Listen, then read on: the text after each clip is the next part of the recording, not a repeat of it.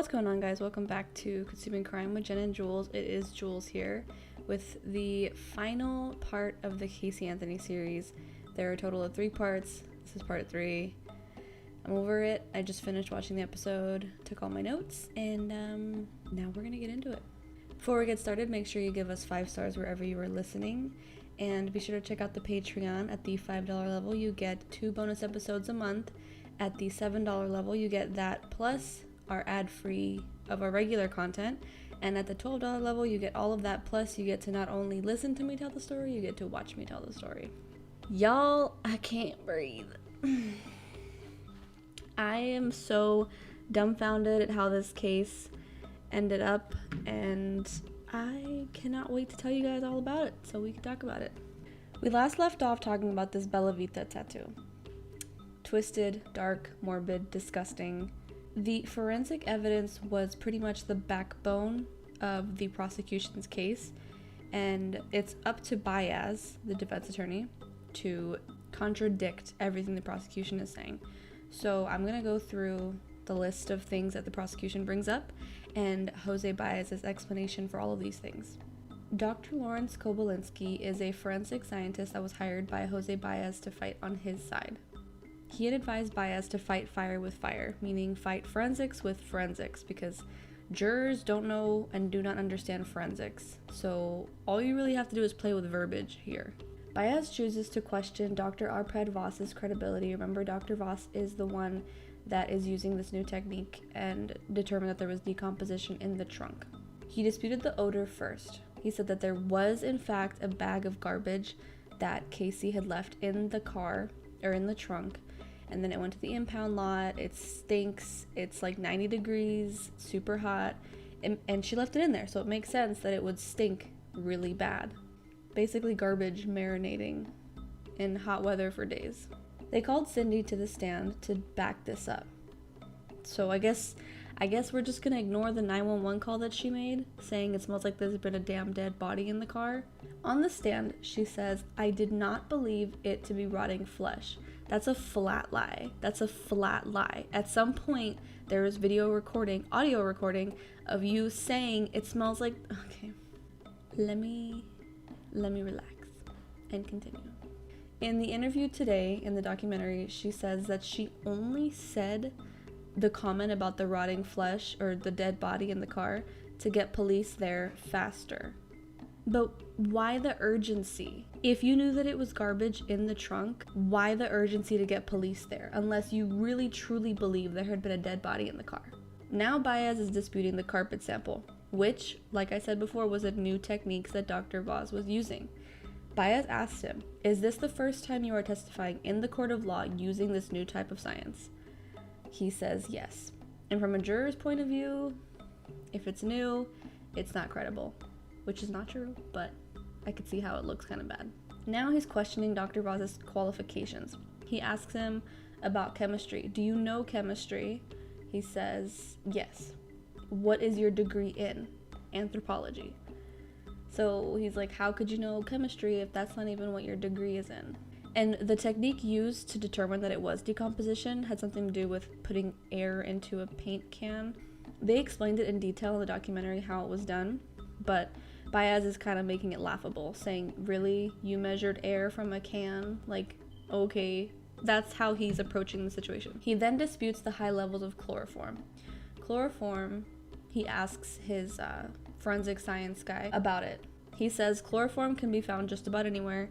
It's in a whole bunch of cleaning products. Like, it totally makes sense for it to be in the trunk of a car. Like, this is not weird. Again, with the, like, come on. Like, it doesn't make any sense. Like, haha. Like, making it laughable, basically. Next, he's disputing the searches on the computer for how to make chloroform. You guys. Baez has Cindy on the stand and asks her, "Did you search for chloroform?" She says she was looking for chlorophyll, and it prompted her to search for chloroform. I'm lying. I can't say it. I'm on platforms that don't allow me to curse, but I have a lot to say. In the interview today in the documentary, Cindy is sticking to this story, saying that she was looking for chlorophyll because her dog had eaten some bamboo leaves and she wanted to see if it was toxic to dogs. Why not just Google are bamboo leaves toxic to dogs? But no, how to make chloroform? That's not... The prosecution is now cross-examining her and asks her, or tells her, your workplace places you at work on that Monday. The Monday that you're saying you were home. She says, it's possible, yes. It's not. It's...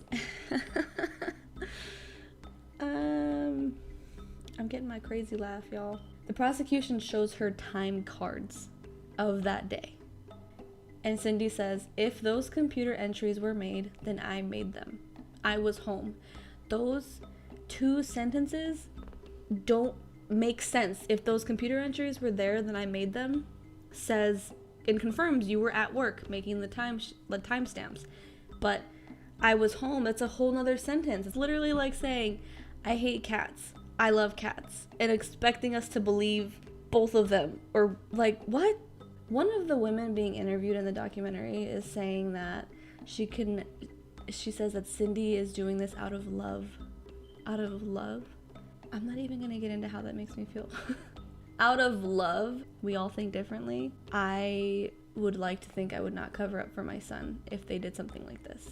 I'd probably be more how George is being, which we'll get into later. Now Baez is focusing on the man who found the remains. This man had used a stick and poked through the eye socket of the skull, picked it up, and put it back down. He says he did that to check and make sure and see if it really was a skull. Because he did this, Baez is now stating that you can't trust the entire crime scene. It is contaminated and you have to throw it out. Which, I mean, he's not necessarily wrong, but it's frustrating. So what about the duct tape? Baez's forensic guy says he needs to question the experts about the tape. So he gets his own guy to perform the autopsy. And in his autopsy, he is saying that there is no way the duct tape could have been on her face because there is no skin, there is no DNA to indicate that the duct tape was placed on the little girl. Are they gonna explain why there was even duct tape near her? There's just duct tape randomly on the skull. It's random. Maybe it was on her finger when she drowned. The prosecution is saying, and I agree with them, that in 90-degree heat in an area that was underwater at some points, for months, if it's possible that the skin disintegrated, so would the DNA. It is unrealistic to place an item anywhere in the woods, have it be that hot for that many months, have it be underwater, and there's still to be DNA on that item. But this is more of a game of who is the jury going to believe? Who is more convincing? Who is the better liar? That's what this is. Baez's autopsy guy even questions the state's ruling, which is made by Dr. G, in the manner of death being homicide. He's just saying, there's no way the manner of death could be homicide. There's just simply no way.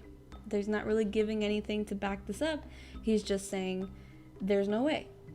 And we hope the jury believes us. So now the defense has to explain away Casey's character. How the hell are they going to do that? Probably in the same manner that they just explained everything else. Using the same witnesses, Clint, Tony, they asked if she was a good mother. And did she ever show signs of neglect, anything like that?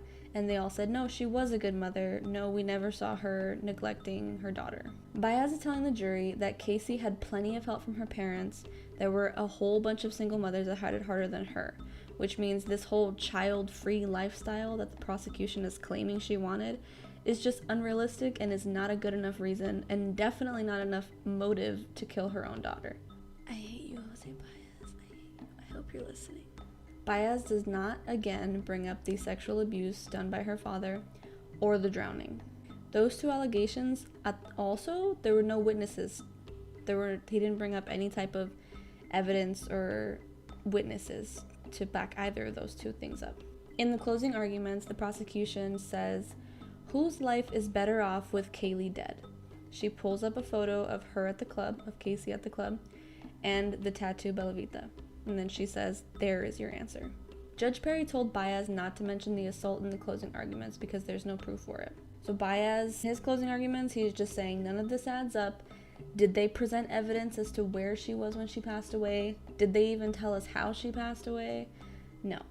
And then he shows a photo of Caylee in front of the window or the sliding door that leads to the pool. which we don't know when this picture was taken, by the way. So the one thing he did do that the prosecution did not do as well of a job of doing is he did present a picture, an image. He essentially dumbed it down. That's all Baez did. Baez's story is just easier to understand if your IQ is like 4.5. On July 5th, 2011, the verdict comes in. The jury deliberated for about 11 hours, which would kind of lead the average person to believe it was a guilty verdict, just because of the fact that that's really fast. Judge Perry's being interviewed in the documentary today, and he is saying he had to read the verdict twice. He had to read it twice. He couldn't believe what he was saying. Really quick, you guys, I interrupt this program to introduce you to today's sponsor. It is Consuming Crime's very first sponsor, and that is Audible.com, which is an Amazon-owned company. They are the leading provider of spoken word entertainment and audiobooks, ranging from bestsellers to celebrity memoirs, news, business, and self-development. Every month, you get 1 free credit, and with our code, Consuming Crime, you can get 1 month free and 1 free audio book. I actually use Audible myself. I don't really have time to sit down and read a book. I'm constantly moving around and, doing school, work, the podcast, things like that. Right now, I am currently reading a book written by Don Miguel Ruiz Jr. I love a lot of his works, and the one I'm reading right now is called The Mastery of Self. I am obsessed with self-development, self-growth, and this book really teaches you about knowing who you are, knowing, what you have to offer the world, and just knowing that, no one's better than anyone ever, and I think it's really good to just be self-aware. With that being said, again, go on and head over to audibletrial.com/consumingcrime and get your free audiobook on us completely. Again, that is audibletrial.com/consumingcrime. Now, back to the story. On the count of first-degree murder, not guilty. On the count of aggravated manslaughter of a child, not guilty. And on the count of aggravated child abuse, not guilty. The media was pissed. Absolutely pissed at Caylee and at the jurors. She was charged with 4 misdemeanors, lying to police being one of them. In the interview now, Cindy is saying that she feels at peace with the verdict. She says she asked God to show her what her daughter had done through the verdict, and that if she really did this terrible thing to Caylee, to put her in jail. George is saying in the interview now that he hates to say it, but it's all about who can put on the better show, and I agree 100%. It's not even about, this case is not about the truth. This case was truly about who put the better show on, and it was Jose Baez. In the press conference, Baez is saying, "When I get home tonight, my daughter is going to ask what I did today, and I will tell her I saved a life." Mother... Okay, let me not cuss. In the documentary, a juror is being interviewed, and he's talking about how he was being harassed, he got death threats, and I will tell you guys, I don't agree with that at all. What's done is done. Just count it as the jurors were morons and move on, Harassing them is not going to get Caylee any justice. It's not going to bring her back to life, and it's definitely not going to put Casey Anthony in prison. The juror continues to talk and is saying they couldn't connect Casey to the murder, they didn't say how she died, and it was all circumstantial. Remember what I said before about jurors thinking that circumstantial evidence has no weight. Physical evidence and circumstantial evidence weigh the same. Please, if you take anything from this episode, take that this will not be the last time that I mention this. Every time it comes up, I'm debunking it. I'm not even going to dig into this juror. I'm not going to say his name because, he said he got death threats. I don't want to restart that. I think he's a moron. I think all of them are morons. Am I going to reach out to him? Am I going to threaten his life? No. That's not my business. What's done is done. But I'm never going to stop thinking that he is an idiot. I mentioned earlier that Jose Baez painted a prettier picture. Because Baez presented images, just like the photo of Caylee standing in front of the door, it was easier for a juror mind to comprehend. Like I said, Baez painted a picture of what happened, put it in a pretty little bow, and said, here's what happened. The prosecution you kind of had to like, they kind of made like a connect the dots, and the dots were in a row. They just didn't connect it. They didn't feel like picking up a pencil and connecting all those little dots. Casey Anthony was charged with 1 year per misdemeanor, served consecutively, so 4 years. She had been in prison for more than 3 years at that time, and she received time off for good behavior. So 10 days after a verdict was reached, on July 17th, she was released from prison. What is interesting about this is she did not go to her parents' house. She went to stay with one of the attorneys and work for them as a maid, and then later lived in another home with like a church, like a church sanctuary, and then she moved again. In January of 2013, Florida overturned 2 of the misdemeanors, which I think all that would do is wipe from her record because she already served the time. Zenaida Gonzalez also comes back and sues her for using her name and crapping all over it, essentially. And the search company that the grandparents used to find Caylee had also sued. Casey ends up filing for bankruptcy. She reaches a settlement with the search company, and Zenaida's lawsuit is dismissed. Then later on, a private investigator by the name of Dominic Casey, who was on the defense team during the trial, released documents, affidavits, statements. I wasn't going to give this much attention just because it's more of a scandal, but there was one part of it that I do want to mention. He said that he witnessed Baez having control over Casey and she was compliant, which makes sense, that's her attorney, you should listen to him. Baez had set up a media interview and she asked him to cancel it, and so he did. The repayment was, allegedly in Baez's words, "You owe me 3 blowjobs." Could have been a joke. Is it inappropriate? Yes.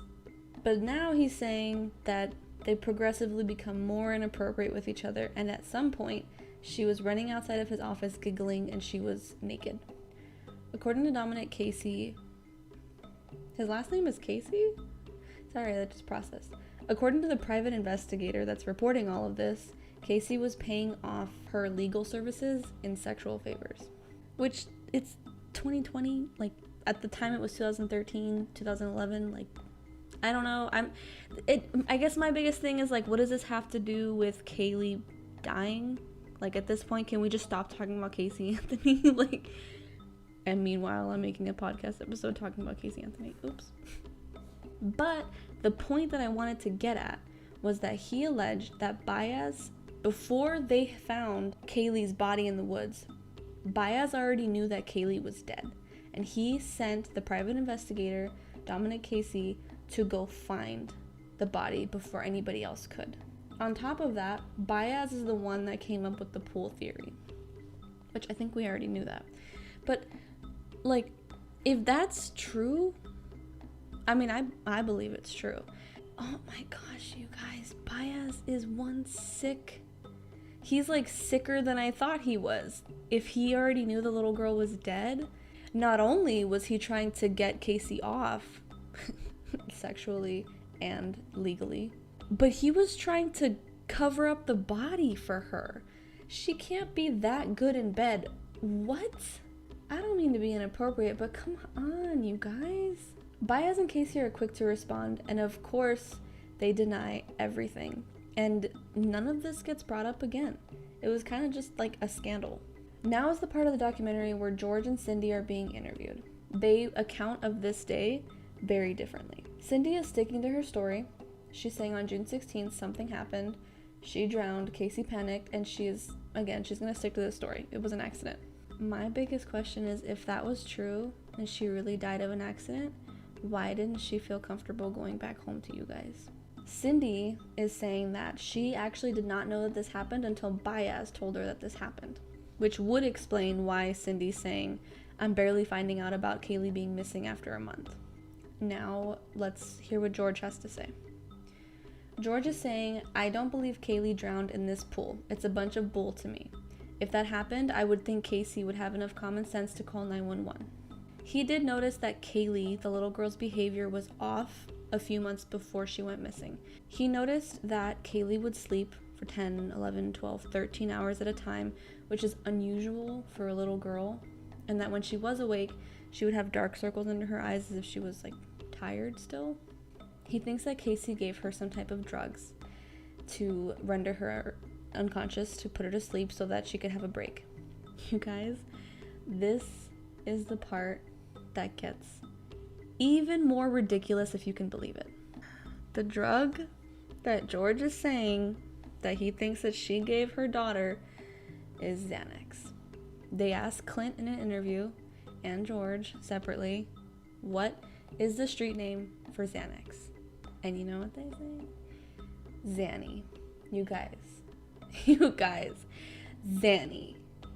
Just picture this, okay? Clint, Tony, Casey hanging out at Tony's house. They're like, oh, where's Caylee? Oh, Xanny's watching her. That is so morbid, you guys. Clint is now saying, yeah, he thinks that she used Xanax to babysit her child. I'm so speechless right now. I'm gonna have to edit out all of these pauses, but I am so speechless right now. As the documentary is being recorded, George does not talk to his daughter. He knows that she is somewhere in Florida, but he says he will not be speaking to her again. He is aware and he has acknowledged the fact that he lost his granddaughter and his daughter, and he believes that Casey should be behind bars to suffer the same way that Caylee did. Cindy still talks to Casey sometimes, and she says, I have to forgive her. If I don't, then I won't be able to live with myself. I'm gonna leave this woman alone. I have a lot to say, but you know what? I'm biting my tongue. George and Cindy are still together, and they say it's because they've been through similar hurt, which I'm not gonna question how people grieve. That's their business. That was part 3. I hope you guys enjoyed listening. May Caylee rest in peace, you guys. She would have been... Let me ask Alexa. Alexa, when was Caylee Anthony born? Caylee Anthony was born on August 9, 2005. Wow, she would have been 15 years old this year, guys. Happy 15th birthday to Caylee Anthony. I'm sorry your mom was garbage. I almost actually got emotional right now. Wow, that was weird.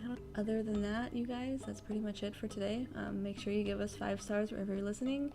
And check out the Patreon. $5 gets you 2 bonus episodes a month. $7 gets you that plus our regular feed ad-free. And the $12 gets you all that. And not only do you get to listen to me tell the story, you get to watch me tell the story. Thank you for consuming crime with me today. Y'all will hear me next week.